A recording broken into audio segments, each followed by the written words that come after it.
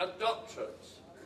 But they weren't traditional master's degrees, and they weren't traditional doctorates. It was practical master's degrees. Master of Education, Master of Psychology, etc. And it was Doctor of Psychology, and it was Doctor of Education, but everything was changing. And if the universities didn't do it, the corporations would. And Campbell tells us that in Canada, since the 1970s, there have been more adults on the campus in Canadian universities than there have been traditional undergraduates. For universities have expanded and expanded to cater for this part-time, continuing lifelong students. So I'm going to finish my talk by skipping the last bit and moving on to the fact that we are now offering limited Learning Unlimited, but this is all forms of learning that we offer from universities so that we can equip our world. And what I want then in finishing is to say, and I'm sorry that I've had to skip a lot of my talk, but there are a number of questions which I want us to consider as a result of the lessons we have learned. The first is, if Kalecki is right, and as a result of the present economic crisis, we're having a new form of capitalism, what will it be like? Perhaps it will be a little softer, a little more moral.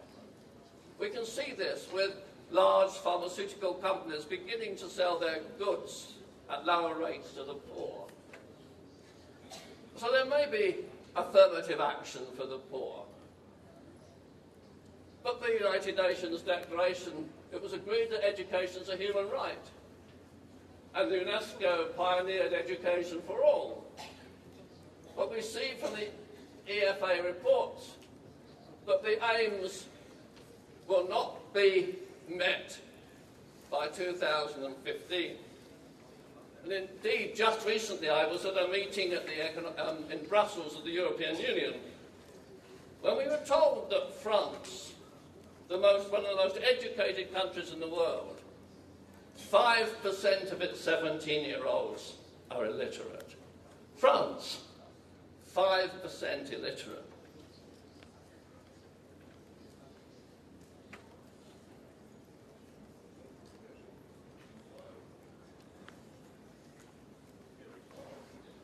So if the right to education is lifelong, we have to ensure that our institutions of tertiary education are responsive to the needs of people to learn throughout their lives.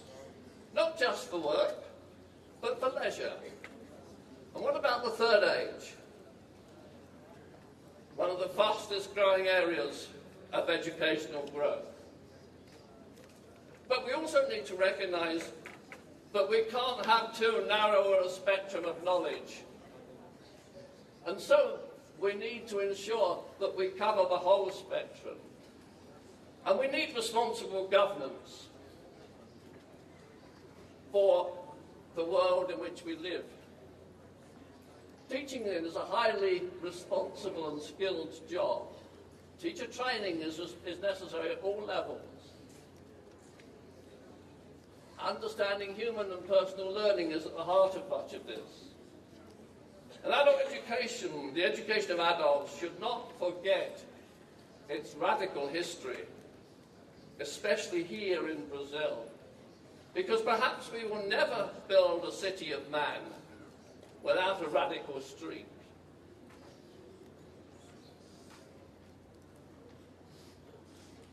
And so, in coming to the end of my talk, can we build a city of man on earth? No, I don't think we ever can. But I think utopia is deferred indefinitely. My hopes are a little jaded as I enter the last years of my career. But then there is a great paradox.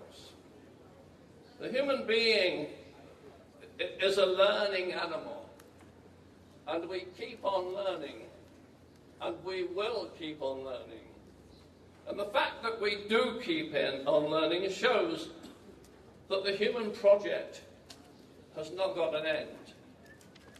And so we can keep on trying to build that elusive city, even though it will be like a mirage, and we will never get there.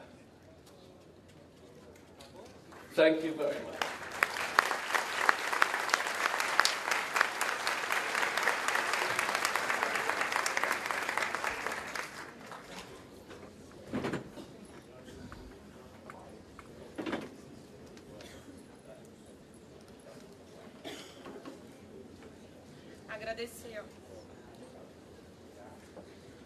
Agradecer a exposição do professor Peter James, da Inglaterra, e já passar a palavra ao professor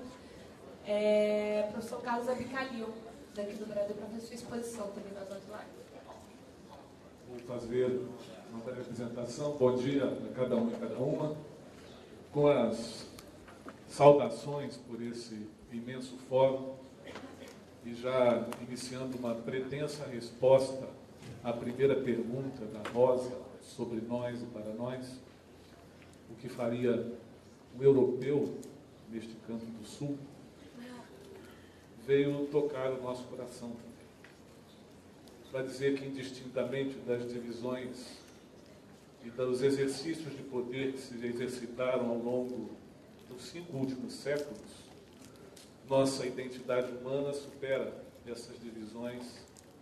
E ainda refletindo sobre aquele núcleo de poder a que o Peter fez referência, eu notei bem, nós que estávamos aqui mais próximos à mesa, que quando ele se referia a uma determinada companhia que tinha uma administração no único dia de recursos na Bolsa de Valores superiores ao PIB da Argentina, ele trocou de dedo para indicar o número 1.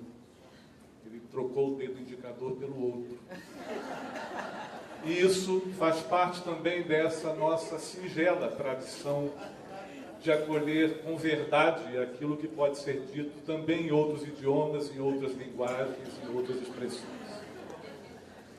Inicio deste modo para dizer da nossa imensa alegria de participar de um fórum desta magnitude, dessa natureza. E faço memória aqui, particularmente a nós, brasileiros e brasileiras, que somos maioria neste plenário, de um documento publicado aqui no Brasil pelo movimento dos pioneiros há 80 anos, e cujo parágrafo traz ainda incômodos de entonces, daqueles idos do século XX, de onde nós viemos, para nos desafiar em pleno século XXI. Dizia certo trecho do manifesto, no capítulo sobre o movimento de renovação educacional: por que nossos programas se haviam ainda de fixar nos quadros de segregação social em que os encerrou a República há 43 anos, enquanto nossos meios de locomoção e os processos de indústria centuplicaram de eficácia em pouco mais de um quartel de século? Porque a escola havia de permanecer entre nós isolada do ambiente como uma instituição enquisteada no meio social, sem meios de influir sobre ele, quando, por toda parte, rompendo a barreira das tradições, a ação educativa já desbordava a escola, articulando-se com as outras instituições sociais para estender o seu raio de influência e de ação. Uma mesa com a proposição nesta conferência de tocar nessa tríade de educação, universalização e democratização, sem dúvida nenhuma tem que emprestar muitos olhares distintos sob o peso de nós, sob o risco de nós cairmos numa certa cegueira situacional que, ao invés de nos levar à ingenuidade, poderia nos induzir a um suicídio global. E é nesta condição, nós que viemos dos movimentos sociais, alguns de nós, como eu, experimentamos o que significa o cativeiro da democracia no mundo da sociedade capitalista e desigual, e de que maneira impérios como Murdoch, que tem seus asséculas aqui no Brasil, tentam de todo modo deslegitimar os avanços que, através da democracia, também expressam parcelas abandonadas do processo histórico e, durante muito tempo, sujeitadas ao silêncio. Na última sexta-feira, percorria as principais capitais da Europa Alexis Tsipras, que dirige a coalizão Syriza na Grécia. E ele advertia, entre outras coisas, no seu percurso iniciado em Paris, logo depois da recente vitória de Hollande, e seguia para a terra de Angela Merkel, na Alemanha, alguns trechos que eu me reservei durante a intervenção da Rosa de copiar. Dizia ele: não sei se estamos causando medo na Europa, mas acho que sim, surpreendemos um pouco.